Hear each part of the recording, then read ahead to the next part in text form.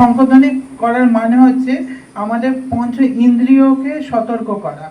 ভীষ্মদেব শঙ্খধ্বনি করেছিল, তার কারণ হচ্ছে তার মনে একটা এসেছে দুর্বল না, এবং পঞ্চ ইন্দ্রিয়কে সতর্ক করার জন্য শঙ্খধ্বনি করেছিল।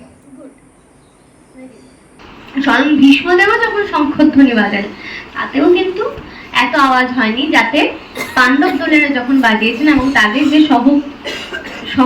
সহচররা ছিলেন তারা যখন বাজিয়েছে তাতে কিন্তু অনেক বেশি আওয়াজ হয়েছে, বেশি শঙ্খধ্বনি হয়েছে। এটাই বলেছে 19 নম্বর।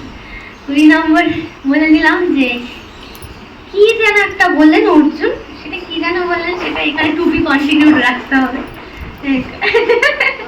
ঠিক আছে? 21 নম্বরে আমরা জানতে পারবো